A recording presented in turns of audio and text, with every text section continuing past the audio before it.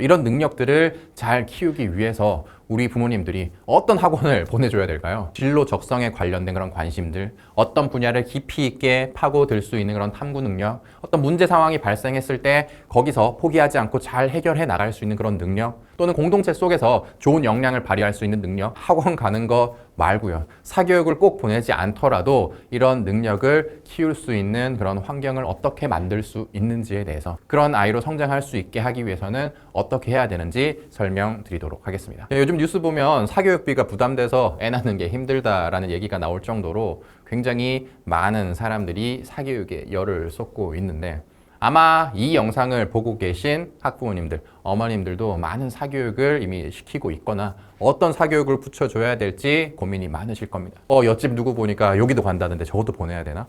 지금 다니고 있는 학원은 내가 잘 보내고 있는 건가? 지금 돈과 시간 잘 쓰고 있는 건가?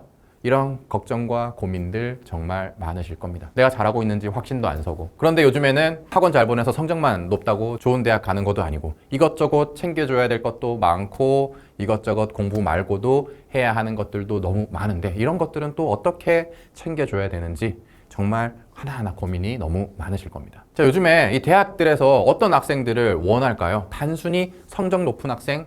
아닙니다. 성적 당연히 중요하죠. 성적 높은 거 분명히 중요한데 성적뿐만 아니라 다른 요소들도 굉장히 많이 봅니다. 우리 학교에 와서 더 많은 능력을 펼쳐낼 수 있는 그런 학생인가? 라는 것들을 평가를 한다는 거죠. 진로 적성에 관련된 그런 관심들, 어떤 분야를 깊이 있게 파고들 수 있는 그런 탐구 능력, 어떤 문제 상황이 발생했을 때 거기서 포기하지 않고 잘 해결해 나갈 수 있는 그런 능력, 또는 공동체 속에서 좋은 역량을 발휘할 수 있는 능력, 이런 능력들을 종합적으로 판단해서 학생들을 선발하려고 합니다. 왜냐면 대학에서도 이제 수년 동안 이제 학생들을 뽑아보니까 문제풀이 스킬 잘 익혀서 온 학생들보다 뭔가 이렇게 전반적으로 두루두루 좋은 역량을 갖고 있는 학생들의 성취도가 더 높았기 때문이죠. 이런 능력들을 잘 키우기 위해서 우리 부모님들이 어떤 학원을 보내줘야 될까요? 머릿속으로 딱 들죠? 그러면 저런 거 하려면 무슨 학원 가야 되냐? 어떻게 해줘야 될까? 이런 생각이 드실 텐데 학원 가는 거 말고요. 사교육을 꼭 보내지 않더라도 이런 능력을 키울 수 있는 그런 환경을 어떻게 만들 수 있는지에 대해서 우리 아이들이 정말 똑똑해지고 대학 잘 가는 걸 넘어 정말 훌륭한 한 명의 인재잖아요. 그런 아이로 성장할 수 있게 하기 위해서는 어떻게 해야 되는지 설명드리도록 하겠습니다. 자, 일단 한마디로 말씀을 드리면 어린 아이 취급을 하셔야 됩니다. 우리 애가 유치원생이라고 생각을 하세요. 어린이라고 생각하고 취급을 하십시오. 자, 그러면 앞서 얘기했던 이 능력들이 쑥쑥쑥 자라날 겁니다. 능력들을 키우기 위해서 공통적으로 가장 필요한 걸 한 가지로 뽑으면 호기심일 겁니다. 호기심이 뭐죠? 어떤 분야에 대해서 뭔가 궁금증을 갖고 그걸 질문을 던지면서 뭔가 알아보기 위해서 하는 것들, 그런 환경들만 잘 갖춰져 있다면 우리 아이들은 그 능력들을 향상시킬 수가 있어요. 왜냐? 어떤 관심 분야에 대해서 내가 알아보고자 하는 호기심이 있으면 그걸 더 깊이 파고들겠죠. 그런 호기심이 있어야 새로운 분야를 탐구할 수가 있고요. 어떤 문제 상황이 발생했을 때도 이걸 어떻게 하면 해결할 수 있을까? 라는 의문을 갖고 고민을 해야 문제 상황도 해결을 해 나갈 수가 있을 겁니다. 또 내가 어떤 분야에 관심이 있지? 어떤 게 재미있지? 나에 대해서도 호기심을 가져야 진로도 잘 찾을 수 있고 그 진로에 대해서도 깊이 파고들 수가 있을 겁니다. 그리고 이런 능력이 있으면 어떻습니까? 공부를 할 때에도 기계적으로 막 공부를 하는 게 아니라 이런 내용들이 있네. 이거는 왜 이럴까? 하면서 호기심을 갖고 공부하는 내용에 있어서도 조금의 재미는 느낄 수가 있다는 거죠. 그런데 우리 아이들 잘 떠올려 보시면 어떻습니까? 한 10년 전을 떠올려 보십시오. 어릴 때 떠올려 보면 우리 애들은 누구나 호기심을 굉장히 많이 갖고 있었을 겁니다. 세상을 배워나가면서 한 살 한 살 자라면서 모든 것들이 궁금증 투성이라서 엄마 아빠한테 계속 물어봤어요. 엄마 저거 뭐야? 저거 뭐야? 그럴 때마다 어머님들 어떻게 하셨죠? 우리 애 귀여워 하면서 친절하게 하나하나 설명을 다 해주셨을 겁니다. 자, 그런데 최근 기간을 한번 떠올려 보시면 그런 대화가 언제 있으셨나요? 엄마 이게 뭐야? 저게 뭐야? 하면서 그런 궁금증, 호기심, 그런 질문을 받아본 게 언젠지 기억이 까마득하실 겁니다. 그래서 우리 아이들이 다시 어린 아이 때처럼 그런 호기심을 갖고 세상에 대한 관심을 가질 수 있게 만들어 주신다면 성적도 성적이고 앞서 말씀드린 그런 훌륭한 인재로 성장을 할 수 있게 될 겁니다. 그렇게만 만들어 준다면 사교육 열심히 시키고 학원 뺑뺑이 도는 것보다 훨씬 더 좋은 결과를 만들 수가 있을 겁니다. 자, 근데 왜 우리 아이들은 이렇게 호기심이 없어졌을까요? 자, 물론 이제 나이가 들면 아는 게 많아지니까 더 이상 이제 세상에 대한 관심이 과거보다 덜한 건 당연한데 뭐 다양한 원인이 있겠습니다만 크게 두 가지로 이제 말씀을 드리면 일단 부모님의 문제보다 이 주입식 교육을 받으면서 이 경쟁 시장에 뛰어들면서 우리 아이들은 호기심이 굉장히 많이 떨어졌을 겁니다.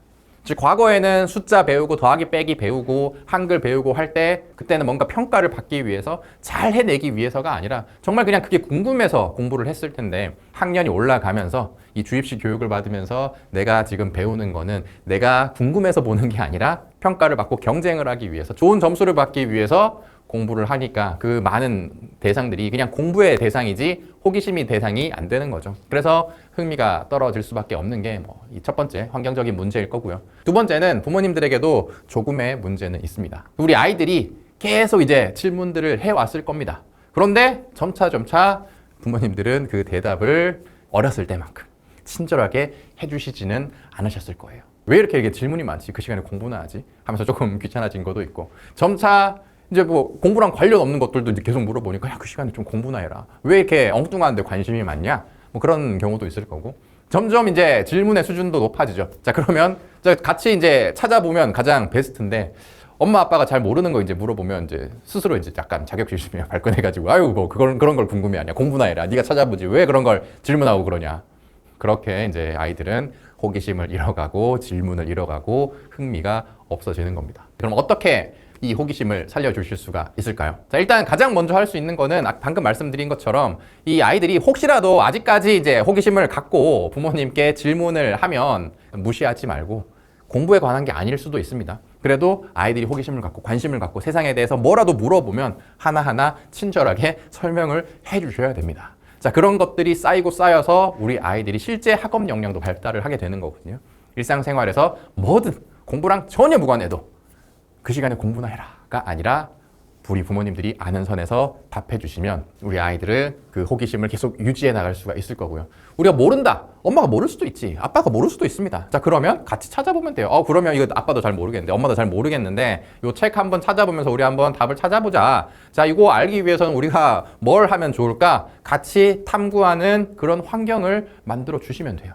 자, 이게 뒤에서 설명드리겠지만 이런 식으로 어떤 분야에 대해서 내가 모르는 것들을 뭔가 책을 찾아보든 다른 자료를 찾아보든 어떤 곳에 가서 경험을 해보든 이걸 통해서 알아가는 그 과정 자체가 학업 능력과 요즘에 대학을 잘 가게 하는 데 굉장히 중요합니다. 두 번째, 저희 애는 이미 질문을 잃었습니다.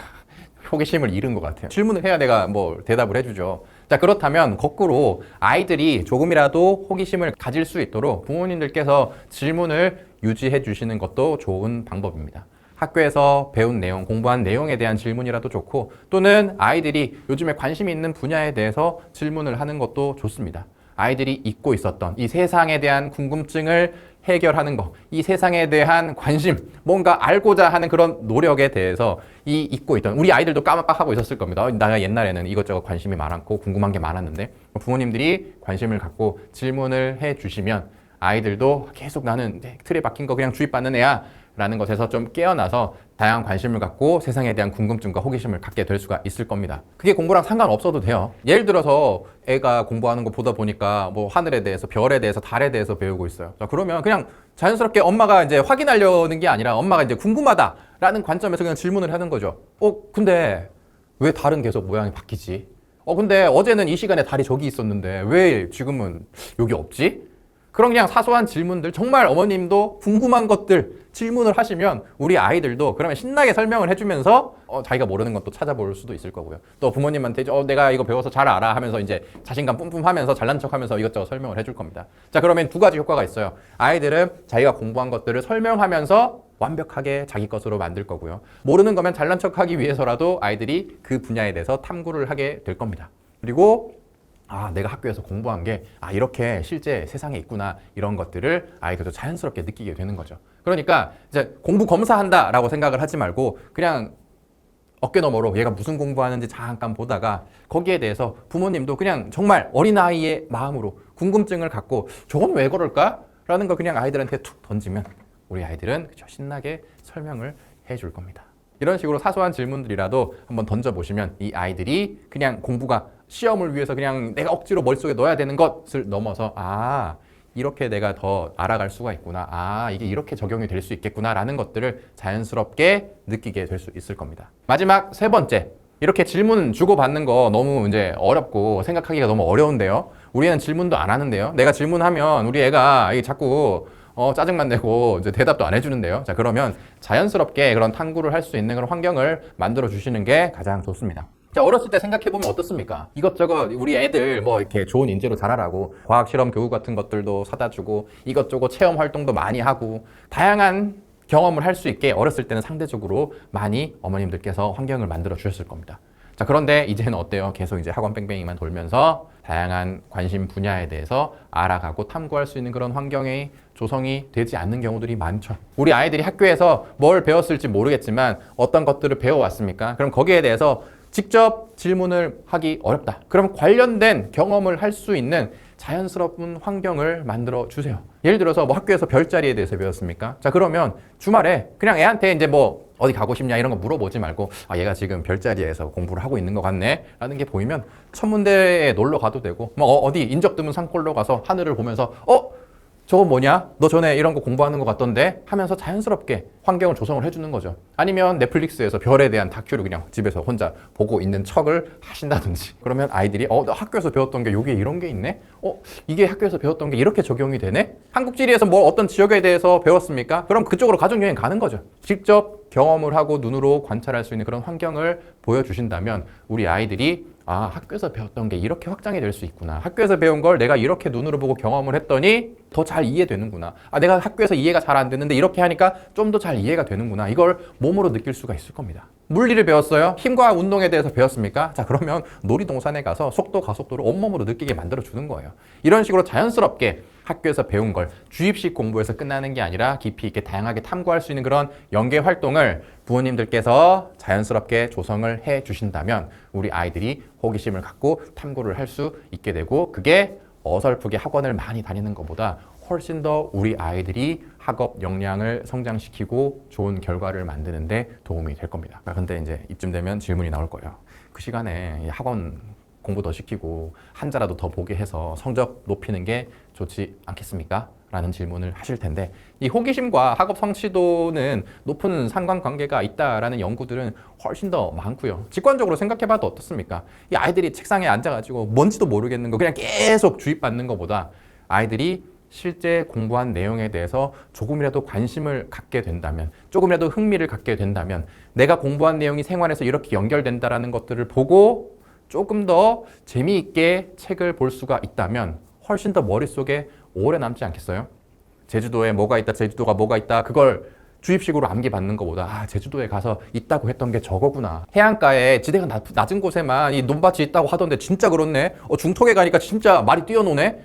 그런 것들을 직접 눈으로 보고 경험을 하면 그게 훨씬 더 머릿속에 오래 남지 않겠어요? 그리고 이게 저희 스터디 코드에서 공부를 할 때 가장 많이 강조했던 why 질문이라는 겁니다. 어떤 내용을 이해하기 위해서 정말 그걸 내 걸로 만들기 위해서 가장 좋은 방법은 why 질문이에요. 왜 이렇게 될까? 이건 왜 다음 줄로 이렇게 넘어갈까? 이 공식은 왜 이렇게 유도가 될까? 이런 질문을 가지려면 자연스러운 호기심에서 출발을 해야 됩니다. 기계적으로 why 질문해라 라고 하면 어디에 무슨 질문해야 되는데요? 라고 아이들은 생각을 할 겁니다. 그런데 자연스럽게 다양한 분야에 대해서 내가 모르는 게 있을 때 이해를 하기 위해서 이건 왜 이럴까? 저건 왜 이럴까? 이렇게 자연스럽게 호기심을 가지면 시키지 않아도 저희가 강조했던 그 Y 공부법을 자연스럽게 체득할 수 있는 그런 아이들이 될 겁니다. 자, 그러면 성적도 계속 높아지겠죠. 계속 내용에 대한 이해도 높아지니까. 그리고 여기서 끝이 아니죠. 저희가 계속 강조하고 있던 생기부를 위한 활동. 가장 중요한 것이 학교에서 배운 내용에 대해서 호기심을 갖고 추가적으로 후속 활동으로 이어가는 것. 이런 활동이 대학에서 가장 좋게 평가하는 겁니다. 학교에서 이걸 배웠어요. 그런데 여기서 내가 조금 더 의문을 갖고 궁금증을 갖고 이런 활동을 해봤어요. 이런 활동을 자연스럽게 할 수 있게 부모님들이 조성을 해준다? 자, 그러면 성적도 성적이지만 이 생기부가 정말 빵빵해지고 생기부가 좋은 평가를 받아서 명문대까지 갈 수가 있는 겁니다. 근데 이런 것들을 가정에서 자연스럽게 할 수 있는 그런 환경을 조성을 해주신다면 우리 아이들 생기부로 좋은 평가 받을 수 있고 좋은 대학 잘 갈 수가 있습니다. 자, 이런 거는 학원 뺑뺑이 돌린다고 되는 게 아닙니다. 오히려 학원 뺑뺑이 다니면 이렇게 호기심을 갖고 알아보고자 하는 그런 능력 자체는 떨어질 수밖에 없을 거예요. 이 영상을 보는 이 어머님들 자녀가 몇 학년인지 모르겠습니다만 어리면 어릴수록 더 좋죠. 계속 주입식으로 공부를 시키는 게 아니라 학교에서 배운 내용을 자연스럽게 가정에 와서 다양한 경험으로 확장시킬 수 있는 그런 환경을 잘 조성을 해 주신다면 자연스럽게 우리 아이들은 그런 능력을 향상시킬 수가 있을 거고요.